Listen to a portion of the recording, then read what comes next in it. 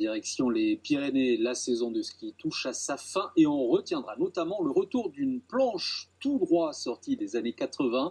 Le monoski redeviendrait tendance. À la Mongie, Régis Cotias, Emmanuel Fillon.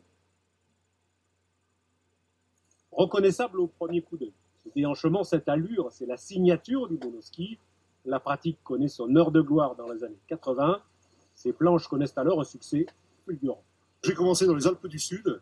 Il y avait des monoskieurs sur les pistes. Ça se louait. On louait des monoskis. Aujourd'hui, enfin, même 10 ans plus tard, on ne pouvait plus louer de monoskis. C'était impraticable. On serré, on appuie sur les languettes, les bras en avant, et c'est parti.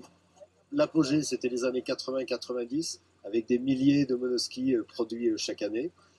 L'arrivée du snowboard, du surf, a un peu coupé cet élan au niveau production, au niveau pratique, parce que le snowboard, c'est génial, c'est le surf, c'était l'aventure, enfin quelque chose de nouveau, donc on s'engouffre là-dedans. Ainsi, la mode se démode. Et les monoskis, un temps ringard, retrouvent une seconde jeunesse.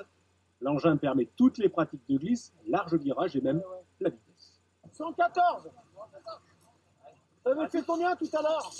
Une centaine de fidèles se retrouvent durant tout le week-end au Grand Tourmalet. Et pour ces pratiquants, aucun doute sur les avantages procurés par leur engin.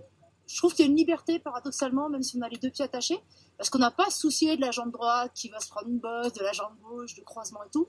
Donc moi, je trouve ça rassurant, finalement, de se sentir bien ancré et stable. On est quand même face à la pente et vraiment, on vole. Les couleurs fluo laissent la place à des décorations plus sobres. Le monoski perdure. Finalement, il se joue des modes et des tendances.